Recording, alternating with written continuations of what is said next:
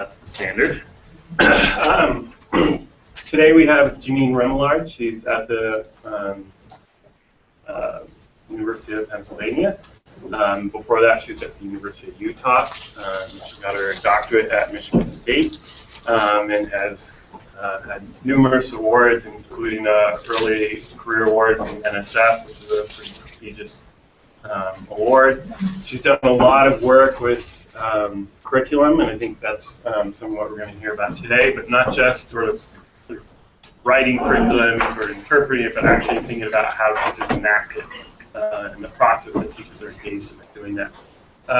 In addition to that, she's also looked at work viewing parents as resources. And a lot of this work, if not all of it, has been done in urban schools. So with that, I introduce Janine and let her go. Thank you, Dan. Thank you very much for inviting me and for welcoming me. I'm really glad to be here. It's nice to, I don't get up to Rutgers often enough and see some of my former doctoral students. And so it's really nice to be here. The title of my talk is Conceptualizing Mathematics Teachers' Curriculum Capacity.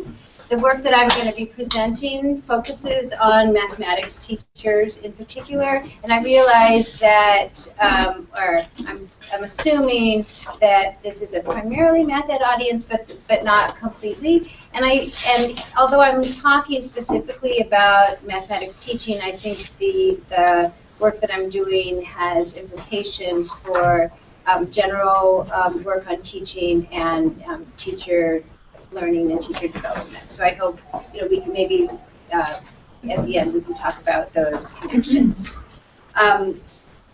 For several years, my colleague Ok-Young Kim and I, along with a team of doctoral students, have been studying the capacity required for teachers to use curriculum materials productively and effectively to design instruction. And we think of this as an area of teacher knowledge and ability that is not well understood and developed in teacher education or professional development, but it's really central to the work that teachers do. So the project that is the umbrella under which this work has been done is called Improving Curriculum Use for Better Teaching, and we draw on Matt Brown's construct pedagogical design capacity, which he defines as which he defines as an individual teacher's ability to perceive and mobilize existing curricular resources in order to design instruction. Matt provided this conceptualization actually in his dissertation and in a little bit of writing that he's done since then, but he didn't really do much to conceptualize this construct or so just move it further. So we think of our work as doing some more conceptual work to identify the components of PDC that support curriculum use and then develop some tools for measuring it in practice. And the study has three main components focusing on elementary classrooms. We analyzed 5 elementary curriculum programs to identify the demands that they place on teachers in order to use them, as well as the supports that they provide.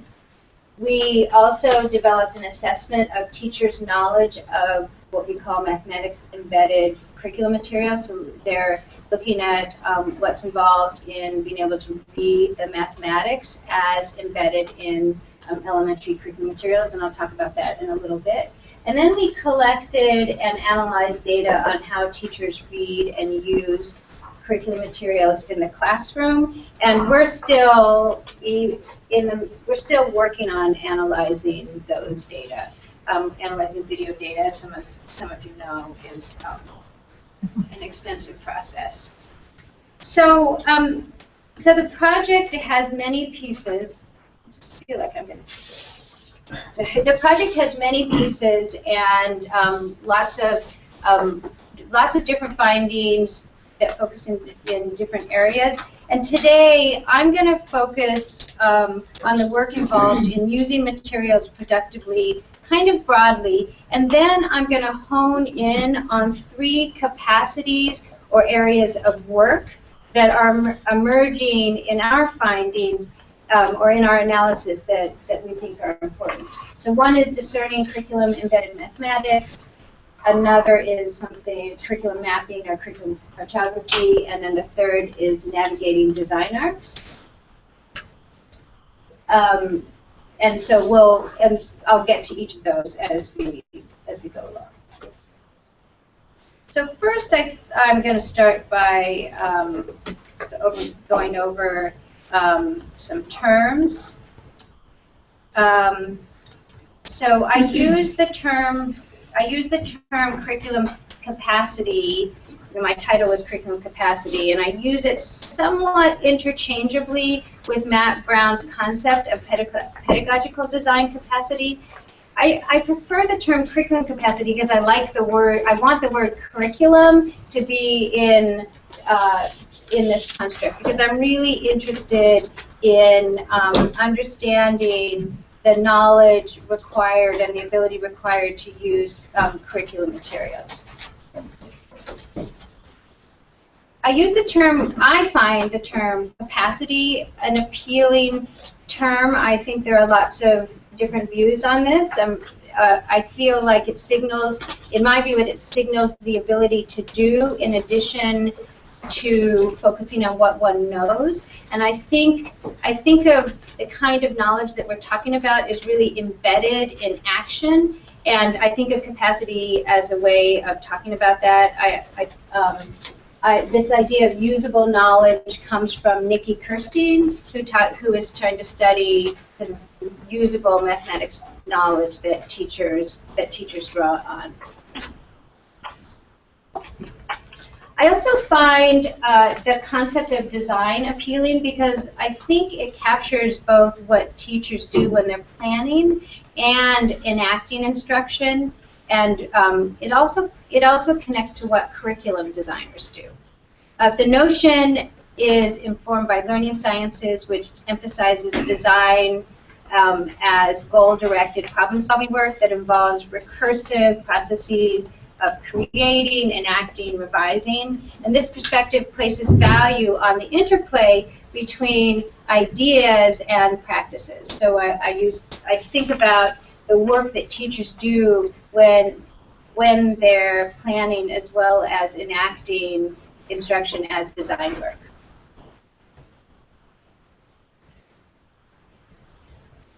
So earlier I talked about curriculum capacity as being defined as an individual teacher's capacity to, as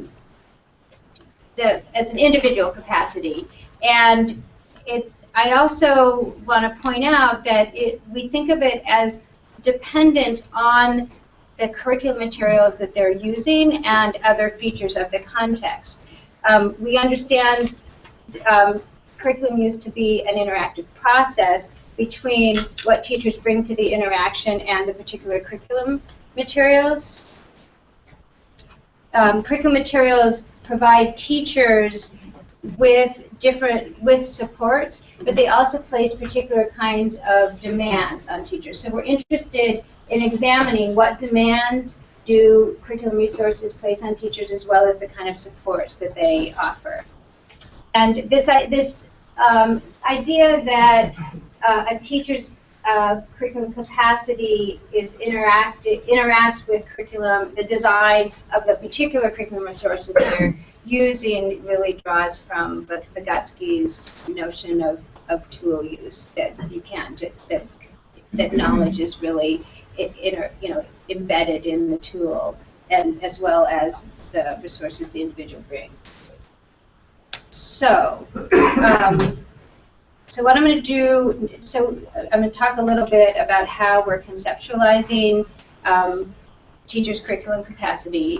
As I said earlier, Matt Brown identified pedagogical design capacity as an individual teacher's ability to perceive and mobilize curricular resources as they design instruction. And so we see this happening in two phases during preparation for instruction and then enactment.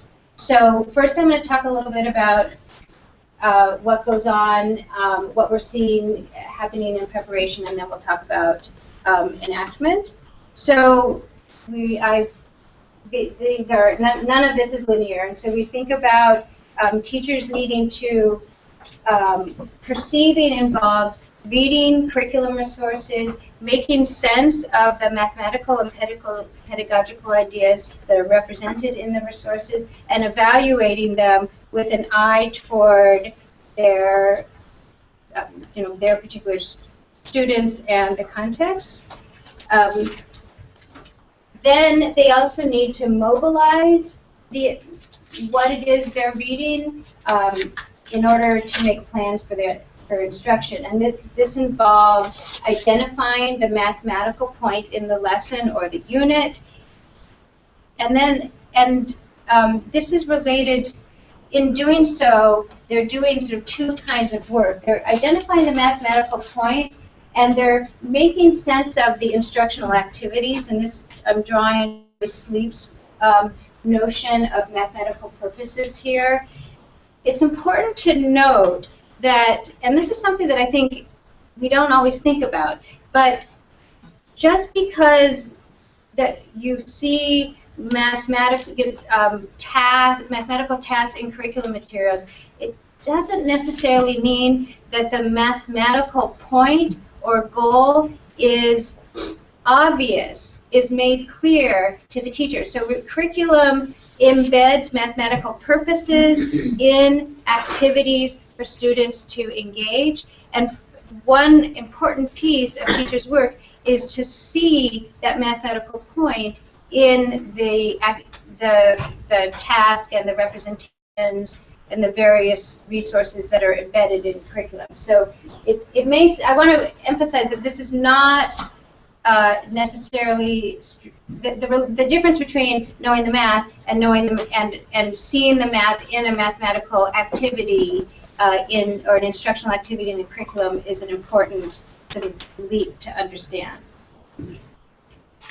Another point that we're seeing is increasingly important is being able to identify instructional sequences. So mathematics curriculum materials, like any design curriculum, sequence activity, tasks, lessons along some sort of intended learning trajectory or progression. And that, in order to really interpret the mathematical aims of the curriculum, a teacher would need to also see and understand that the instructional sequence. And this is something that we've often, I'll come back to this, but we've assumed that this is something that curriculum developers sort of offload to the curriculum and don't think about whether teachers need to understand this. And there are particular reasons in today's context that this type of understanding is really important. Teachers also then need to leverage resources, the resources in the various resources in their curriculum and other resources to actually design plans for instruction. Now, sorry, I'm jumping ahead of myself. So remember we were talking about perceiving, so this is back to this perceiving piece on the left-hand side. So what is there to perceive in a teacher's guides? And I'm going to show you an example of one so that we can look at this. So we've identified three kinds of information that teachers need to kind of see and make sense of. One is the mathematical, what I call the mathematical instructional objectives. Objects. Those are the tasks, the representations, the problems that are in the guide that teachers give students to do, or that teachers support students engaging with them. And as I said before, these are mathematical, but they're packaged in instructional boxes, let's say, instructional clothing. And so teachers need to read and sort of perceive what the mathematical/instructional intent of these objects are. Secondly, as I said before, there's the instructional curricular sequences. This is how these mathematical objects are organized and into instructional pathways within a lesson, or within a unit, a set of lessons, even a year. And I think we're learning in math educational research in general that these sequences really matter, that mathematics curriculum isn't, that you can't necessarily, it's not productive to sort of randomly go through a bunch of activities, but what really is important is how the opportunities for learning are sequenced over time. And this is a pretty, not very transparent component of instructional materials, is how the development of ideas are sequenced over time.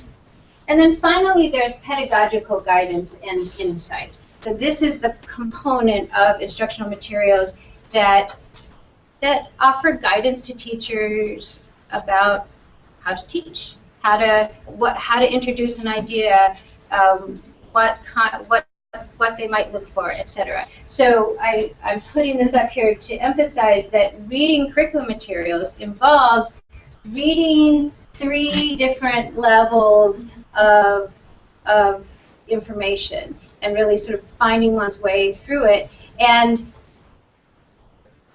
what these materials have to offer is the explicitness of this sort of information really varies from curriculum resource to curriculum resource. The complexity also varies from curriculum resource to curriculum resource. So I'm going to show you an example.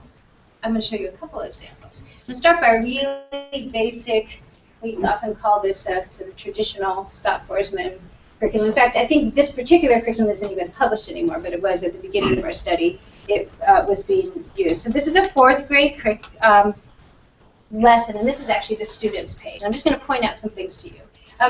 So this is an example of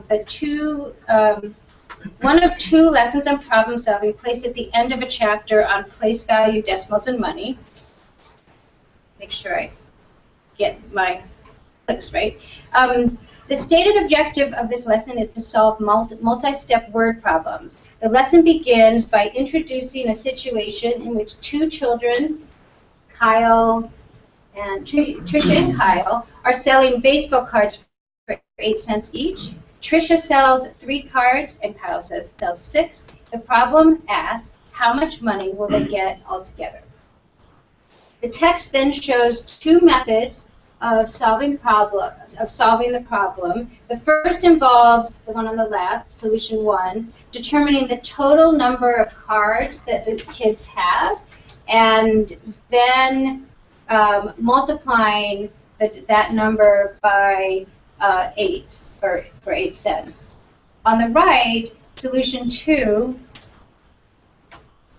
Oh, sorry, I'll get to that in a second. And then on the right, the approach is to figure out how much each child makes and then add the total together.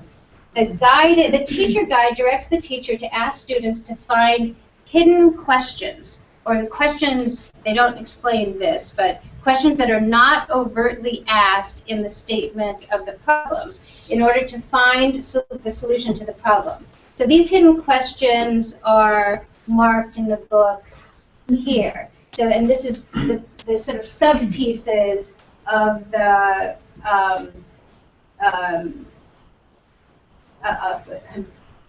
calculation that the kids need to do in order to sort of underline the 2 different solutions. And then afterwards, students are given additional multi-step problems to solve like this, where they have to identify the hidden question before they solve the problem. So I'm going to just point out a few other things about this this lesson. The two solutions given in the example highlight the distributive property of multiplication over addition, but this property is never mentioned in the teacher's guide or the student book, which is an interesting point. Some of the demands of the curriculum, as a result, some of the demands of the curriculum are, as I look at it, as our group has been analyzing it, require the teacher to recognize that this lesson involves the distributive property. It also requires the teacher to understand the structure of the particular situation, and they would also need to recognize and model the distributive property in different ways, and then they would also need to recognize, create other models and other models of the mathematical relationships that are in the other problems. So there's a lot. This is kind of what I mean by the kind of demands that a curriculum places on a teacher. Now, this curriculum is pretty minimalist. There's not much guidance for the teacher, and I'm going to actually show you a different curriculum that sort of ups the ante in terms of what is expected of the teacher, but it also provides some additional supports for the teacher. So here is a fourth grade lesson from the investigations curriculum. The curriculum is called Investigations in Numbers, Data, and Space. And this is a page from the teacher's guide rather than the student book. So you can see that there's a lot of guidance here. And I'm just going to go through, point out to you different kinds of guidance that are in this book. So first of all, these blue areas provide the teacher with some suggested language that they might use. And they don't have to use this exact language, but here are some ways teachers might ask questions or provide some explanations for students. Here, following this part in blue, suggests the teacher how, or provides some guidance on how they might respond after they've asked the question. Give students a minute to do this, and then solicit students' responses. Find the quadrilaterals that students suggest. So not just ask this question, but here are some ways that you might respond to facilitate students' work on that particular task that you've just posed.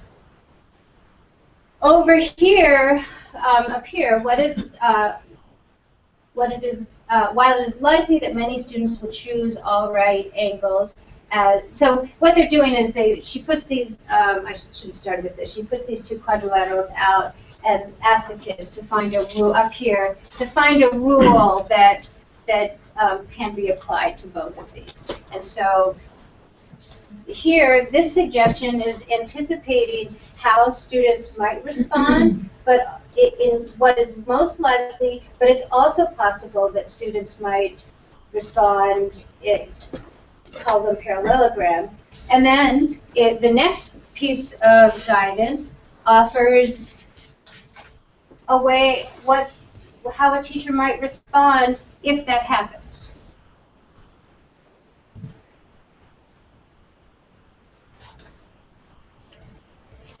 Down here, it explains what the authors expect students to learn from this from the work that they're doing here with the quadrilaterals.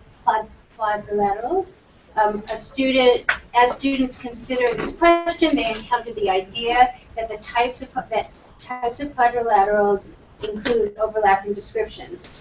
In other words, a square is also a rhombus, a rectangle, and a parallelogram. So this is what we call design transparency. It's making the rationale of the design of the curriculum transparent to the teacher.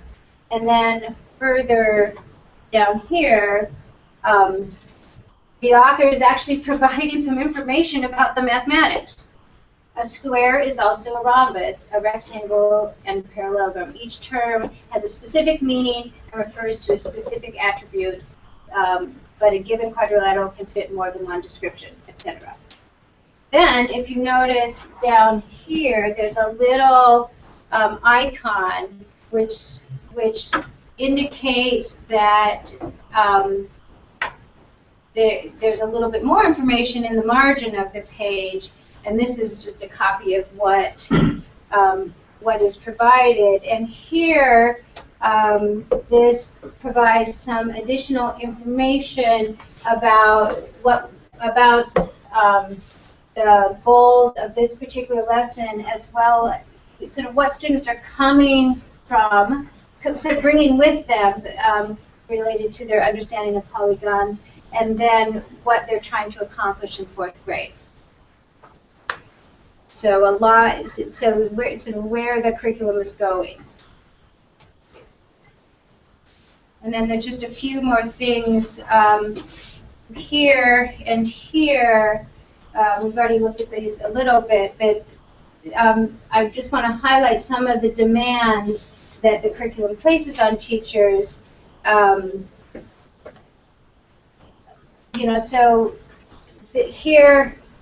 So this lesson, if you get a sense, involves the teacher really supporting the students to sort of, I don't want to say discover, but identify relationships among various quadrilaterals. And the curriculum is trying to support the teacher in guiding that sort of investigation rather than simply telling students. So this is the kind of support that we see in this curriculum. So you can imagine the challenge embedded in sort of reading all of these different sorts of different kinds of guidance provided by the materials. So I'm going to sort of unpack that a little bit. So remember at the very beginning I said there are 3 things that are coming out of our analysis that I want to talk about today. So the first is what we're understanding about what it means to discern the mathematics that is embedded in curriculum materials. When I went into this study, I think I thought about it in a pretty simplistic way, and the more we analyzed curriculum, that what was in various curriculum materials, I've shown you 2, and we analyzed 3 others that all sort of treat the mathematics and communicate with the teacher in different ways, provide sort of different kinds of supports. We have a much more complex understanding of what it means for teachers to do this sort of reading.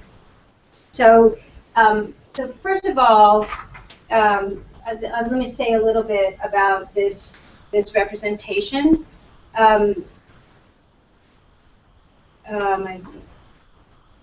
So this representation is my attempt to capture the different ways mathematical ideas are embedded in curriculum designs and the different levels at which that happens. So we have mathematical ideas at the center. And as I've said already, mathematical ideas as they exist in curriculum materials are almost always embedded in instructional activities, right? So they're not just out there. They really are embedded in instructional activities. But then those instructional activities are embedded in curriculum sequences. So instructional activity is a particular activity. A curriculum sequence is a collection, sort of sequenced instructional activities along a particular trajectory. And then the other thing that we want to add here is that in addition to sort of seeing all of these things, teachers also are looking at all of these things through the eyes of their students, because they're thinking about students encountering each of these levels. So in our analysis of when we've analyzed curriculum materials and we've been asking ourselves and interviewing teachers and trying to make sense of what it is that teachers need to do when they're reading curriculum materials, we've identified a lot of kind of kinds of, I guess I'll say, abilities. So, for example, at the just making sense of the mathematics, they have to identify the mathematical principle. What is, they need to be able to recognize and identify the mathematical principle, and they need to interpret the mathematical meaning of different tasks, and they also need to be able to generalize from one task to a mathematical idea in one task to another, so that they can see connections. Under instructional activities, they need to identify the learning purpose of that activity. They need to assess its complexity, particularly in relation to other mathematical activities. And then they often are producing or making connections between mathematical models or representations. In terms of curriculum, they need to recognize what we call surrounding concepts. So that's where a concept is coming from and where a concept is going. So this is really related to the sequencing. And they need to be able to extend concepts. Knowing that trajectory, they need to be able to extend concepts. And then in terms of seeing how students are encountering these things, they need to recognize mis- and partial conception. So they have an understanding of a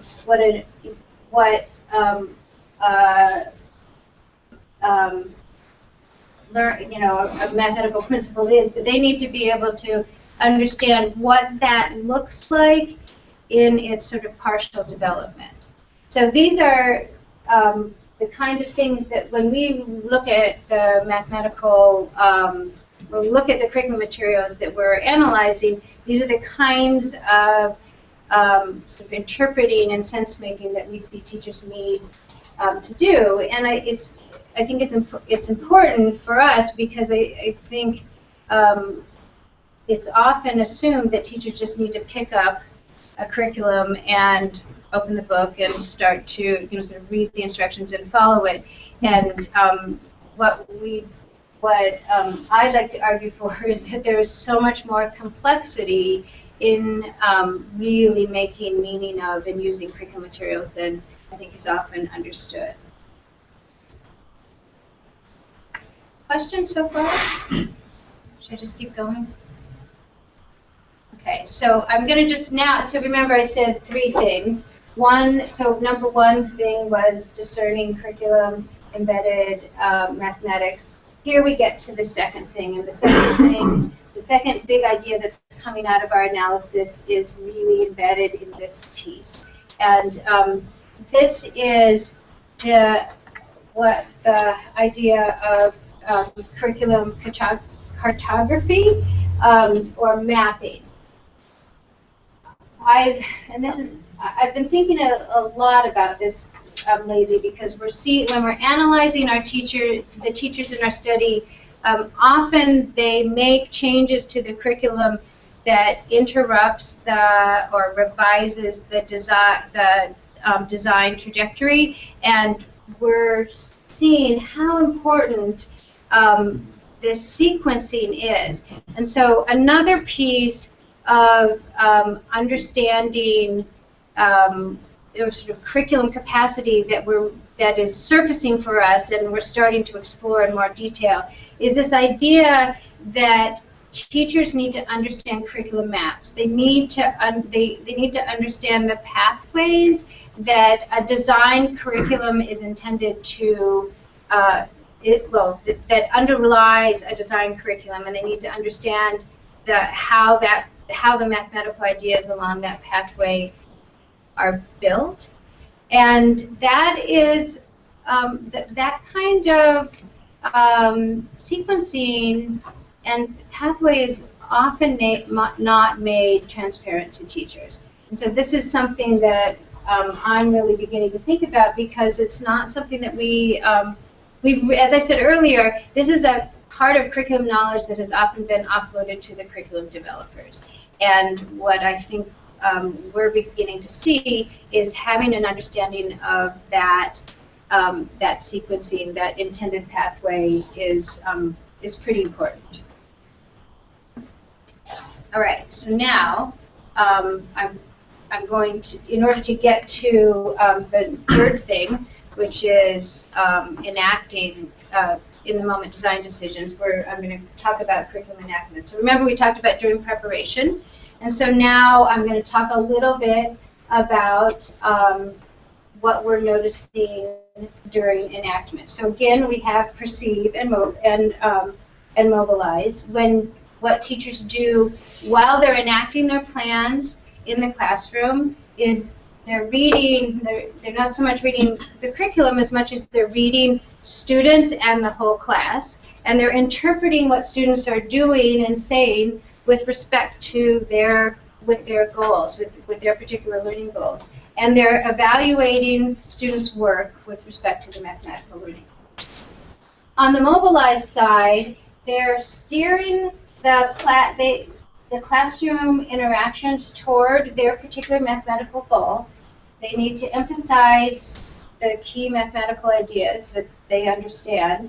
They need to respond to students' understandings, misunderstandings, partial understandings, as they're interpreting them with respect to the mathematical goals.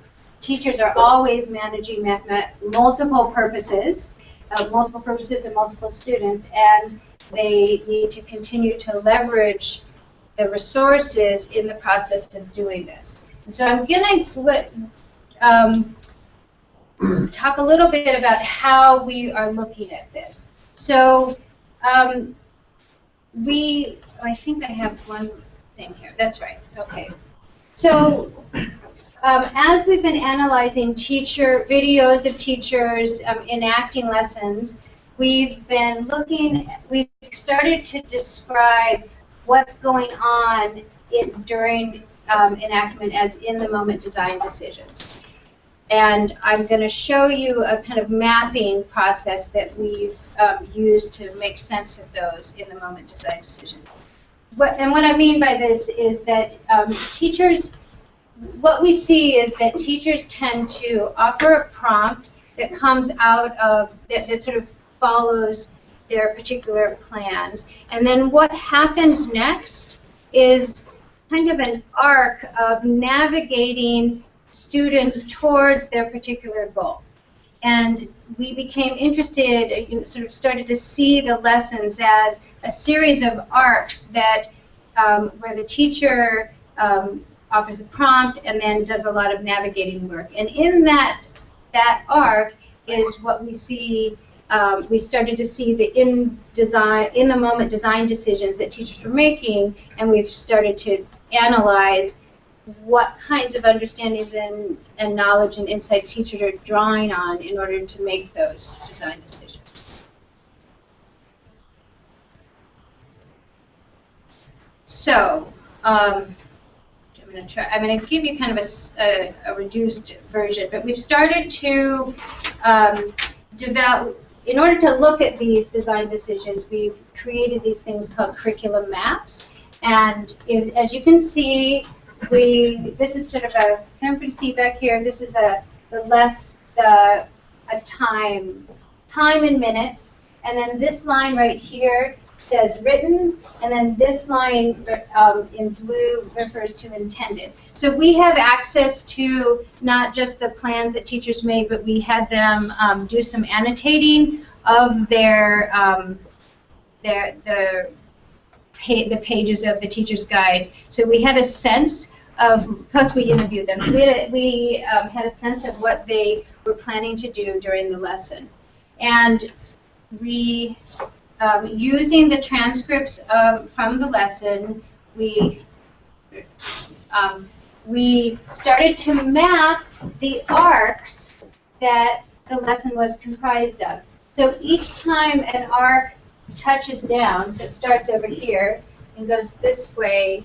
Here's an example. This is from an everyday math lesson. The teacher started with something, an activity that was not in the written curriculum, but it was in her intended curriculum.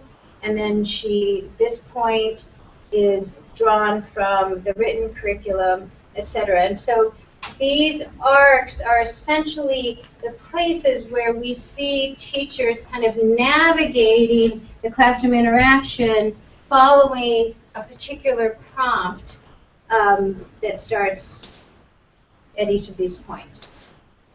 Right, and then I'll show you a few features that we're adding, that we add to this. In fact, I think I've probably gotten ahead of myself. Yes. Okay, so there's my nice. All right, so then we also started to, one of the things that we wanted to look at in this navigating work is when is the teacher, what is the teacher drawing on, and when can we see connections between the decisions that the teacher is making and supports in the curriculum guide. And we identify kind of places where it seems like, and really this is a lot of interpreting, but we have the video, we have an interview of the teacher, we have a copy of the teacher's sort of annotated plan. So we're drawing on all of these things to make this connection, and of course we have the curriculum. And so we call these tethers. And these seem to be places where the teacher's navigating work seems to be connected to something in the curriculum. Now, what we are doing with this is, and I was going to show you a little bit. So this is sort of a final picture.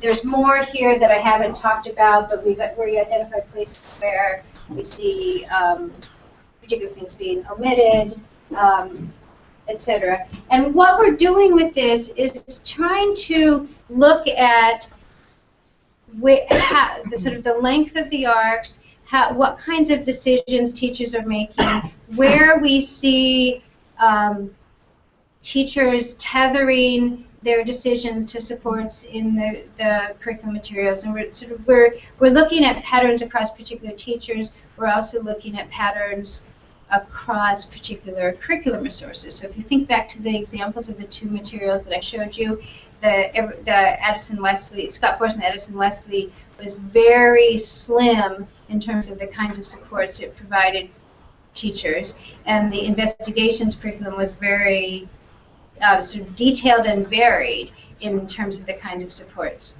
And we're anticipating that we're still in the middle of doing this work, but we're anticipating that we're going to see different types of tethers based on the kinds of supports provided by the curriculum. Yeah. It's a question, and you might have said this and you missed it, but so what's the difference between an arc coming down on the curriculum or the intended versus a tether? Yes, no, I did say it, but it is conflict. So an arc, and I want to say one other thing before I answer that. The other thing that it's important to point out here is that we're also trying to identify places where there seems to be kind of where it's more improvised. So where an arc comes down is where the teacher is really initiating a new idea, a new request, a prompt, a question, which the teacher is asking. It's kind of an initiation. And then everything else that happens here, so what we're doing is we're coding the transcript, and we're differentiating between when the teacher is initiating a new idea and when the teacher's utterances are responsive in nature. And so this is a long arc where the teacher has initiated a particular question in this area, and then what goes on here is she's continually responding to students' responses to her prompt. And so a new arc is sort of a new idea, a new question, a new prompt. And these are rooted in either the written curriculum or the teacher's intended curriculum, or here, this is something that's sort of improvised in the moment. So you might ask a question and go back and forth with some kids and realize that, oh, they don't understand this. And then you might say or do something else that's improvised, as opposed to sort of going to what you have planned next. Okay? So really, I'm wanting to just show you, I mean, we're still in the middle of this analysis, and this has given us, I think, a useful way to look at the different, sort of the length of the arcs. So you can imagine a lesson, we call these lesson maps. You can imagine a lesson map where it just goes tiny, tiny, tiny, tiny, tiny arcs, where a teacher asks a question, gets a response, asks a question, gets a response. So we think the length of arc means something, but we also, and so to just go back to your question, Dan, so tethers are when we see kind of a connection between something suggested in the curriculum and what the teacher does. And so, for example, we go back to the investigations lesson where there was a suggestion that said, give students a few minutes to think about this, or kids are likely to be confused about these two things. If this happens, you might ask that. So that's not kind of a script, a new prompt. That's the way those curriculum authors are trying, I would argue, are trying to support the teacher in doing this kind of navigating work. And so the tethers are where we see the teacher, where we can see evidence of some sort of support, or some kind of sort of reaching out to support, or drawing on, I'll say, support from the curriculum. Yeah. So, so the tethers that come down to the black line are the things that go to the written, the text materials. Yeah. But the dashed line of tethers that come down to the red intended line are going to the teacher's lesson planning that may have been developed using the text, but possibly something else. Well, actually, so this is a tricky. So because really all of this is no. So when a teacher plans a lesson using a curriculum, we should technically call that the intended lesson. It's all the intended. Right. But here we're trying to differentiate where anything that goes to this line is usually something that the teacher has added to the written curriculum. Does that make so? And I'll tell you. So this is this teacher started with like a mad minute or some kind of multiplication quick. That's intended. It's not in the written book. And then she did I know this lesson by heart, I've watched this a million times. So then she did what's called the thing at the beginning of the everyday math lessons where they have to answer they're at the very top of the page. I can't remember what they're called. Then she added some questions that we've come to call test prep questions. So these are just some questions that look like standardized assessments. So that's why this is on the red line. Then she went back to what was in the everyday math book, and then she jumped to, this is something, this is actually, this here is really related to this, what's in the everyday math book, but it's a piece that she added to kind of supplement or to provide some extra structure for what was in the curriculum. So if it's on the red line, it means that it was something that was added to what was already in the curriculum. Gotcha. Thank you. Yeah, sure. So actually, I'm going to try to close up because I feel like I think we started at about 10 till. So I'm just going to go through. I had an example, but I've just sort of illustrated it. So I want to just quickly go to this last slide and then we'll just open it up. So given everything I've told you, and I know I've sort of gone into a lot of detail about various things, I want to summarize some of the capacities that support in-the-moment design decisions based on our analysis. So, and I know I haven't walked you through all the steps to explain how we've gotten to these. So just sort of trust me that this is what we're finding. One is having pedagogical routines. We're finding that teachers draw on pedagogical routines that help them make in-the-moment design decisions that are sort of grounded in the mathematical ideas that they intend. The other is understanding the mathematical point of the lesson, so being able to read the point in the mathematics curriculum.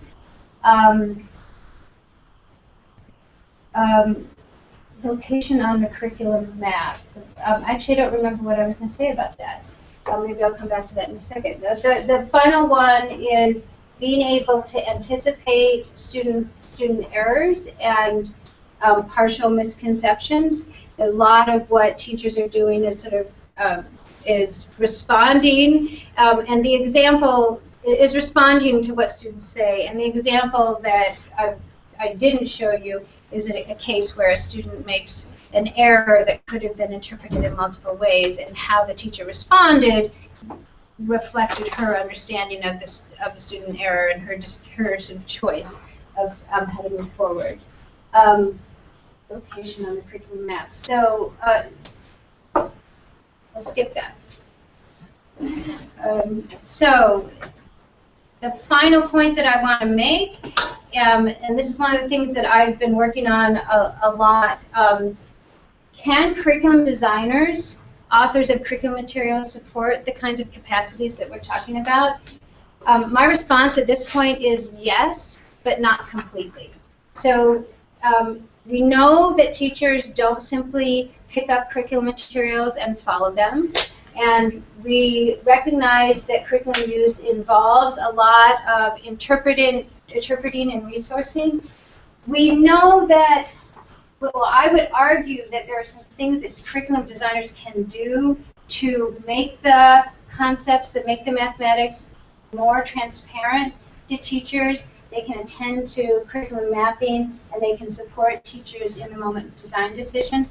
But I'm increasingly convinced that thoughtfully designed materials is not enough, and I think, you know, I think most people in the room would agree that teachers need opportunity, you know, professional learning opportunities to really unpack the materials and really understand the mathematical ideas. So I would never argue that curriculum materials can be designed in a way to they can be better designed to support teachers, but there's a lot of other pieces that need to be in play. And I think I do want to just say one more thing. I'm going to skip this. So remember earlier I said that the sequencing, the curriculum mapping is increasingly important. And I think a lot of you are likely to resonate with this. What I'm finding in today's environment, with access to many, many, many more resources available on the internet, the mapping piece, being able to see the curriculum map, is increasingly important, because what teachers are doing much more than, say, 10 or 15 years ago, where they might have really relied primarily on the curriculum program that was purchased by their school. They're now pulling resources from all sorts of places, which isn't necessarily a bad thing, unless, well, it needs to fit into a particular curriculum map. And so the ability to understand and think about how particular ideas develop over time and should be sequenced is, I think, becoming an increasingly important area of teachers' curriculum knowledge that we've sort of ignored as math educators, because we've relied on curriculum resources to provide that. And now, it's not that they don't provide it, but I think teachers are drawing on a range of different resources. So that's my final, my final message. And then I think I'm stuck. I want to acknowledge the doctoral students and colleagues who have been involved in the project, and thank you.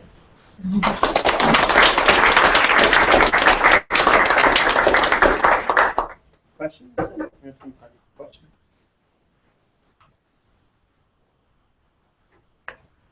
Everyone's shy. I feel like I went too fast. Yes. Which, Marjorie, you mentioned Turk Investigations, yeah, and Scott Forsman. What are some of the other curricular materials that you've been looking at and doing your mapping? Yeah, so there are 5. Everyday Math, Math in Focus, which is a relatively new program that is adapted from the Singapore math curriculum. and Math Trailblazers, which is developed in, it's one of the standards-based materials. So we have 3 standards-based materials for people who, I don't know my audience fully, so I don't know how many of you that's a useful term, but three materials developed in response to the NCTM standards, Everyday Math, Investigations, and Math Trailblazers. And then Singapore is a very interesting counterpoint in lots of ways. And then Scott Forsman, Addison Leslie was our kind of traditional commercially published program. Kind of following on that, Yeah. have you, I don't know how far you've gone with your, the ARCs, but have you seen, is there any kind of pattern or anything you've seen as you start to look across these, or any, I don't know, is there anything that's coming out of your research in terms of looking across these different curricular materials and how teachers are using them that you know, you might sort of share with us? Well, tentatively, I can tell you that the ARCs for the Scott Forsman curriculum are much smaller in length than the investigations or the everyday math. That's not surprising, because if you look at the Scott Forsman curriculum, gives the kinds of questions that are asked are fairly straightforward. Not always straightforward. The example I showed you is not, but the ARCs tend to be shorter in length. That's the main difference, because I've primarily worked on investigations and everyday math, and I'm starting to go through the Math and Focus, the Singapore math. So ARC length is one difference we're starting to see.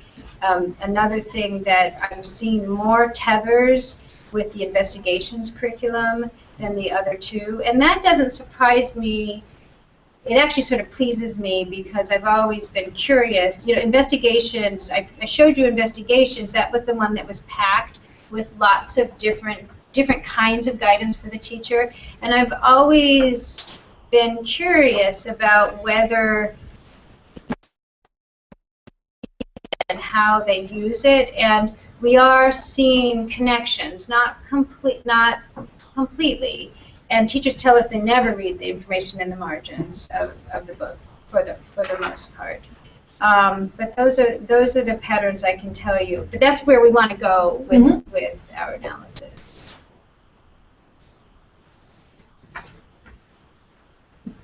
You could, yeah. Is there much professional development for the teacher when they begin the curriculum? Maybe Well, in our study, we just found teachers at different schools using the curriculum, so I can't. The providing of professional development is really, determined at the district level or even the school level, and typically when you purchase a curriculum program, the publishers will provide some very minimal amount of professional development. In my view, it's never enough.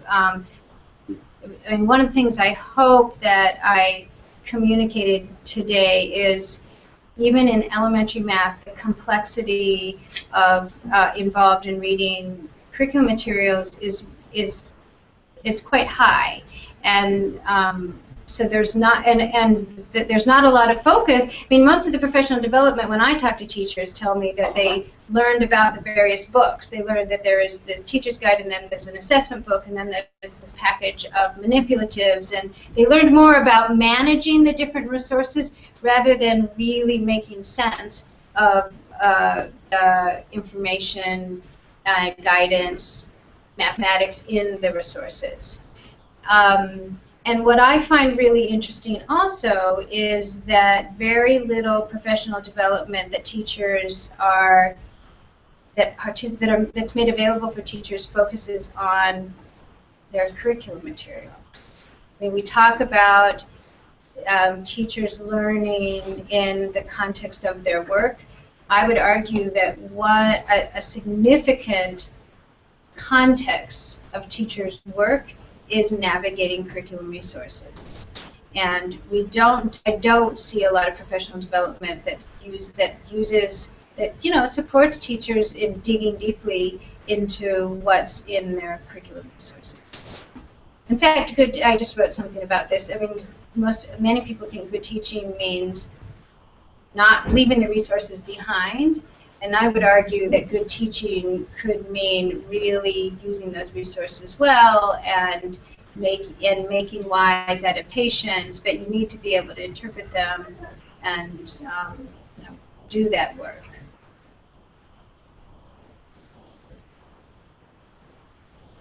Any questions or comments or feedback?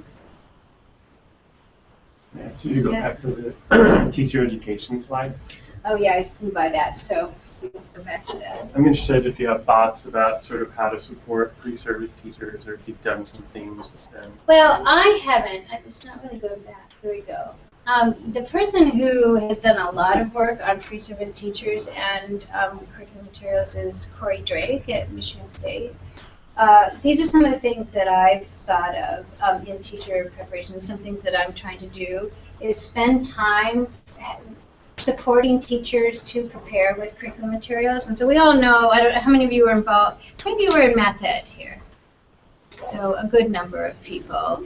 And in pre-service teacher education, and I'm guilty of this too, we're focusing so much on the sort of the pedagogical strategies and the mathematics, and we probably don't do enough, well, I'll speak for myself, I don't think I do enough supporting teachers to just prepare with curriculum materials, identifying the mathematical point, considering if the instructional activities are actually designed to lead towards that point, looking for tethers that they might draw on.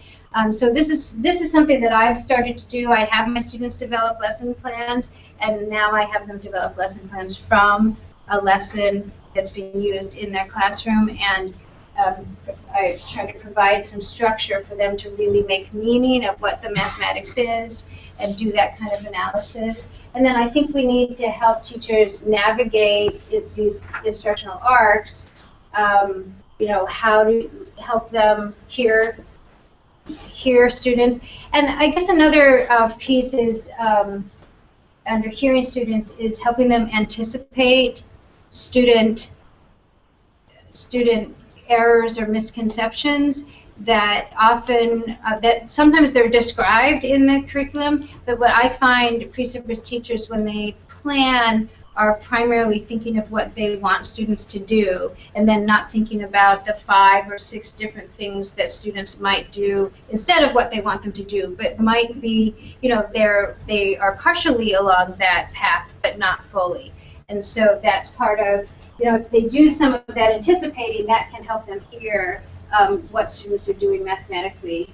Again, keeping an eye on the mathematical goal, and then looking for opportunities for tethers. And then I think this question of mapping is this sort of a newer thing for me, sort of thinking about how to help teachers see how ideas are sequenced. I mean, I think we tend to think lesson at a time and not how ideas are sequenced. I think the progressions in the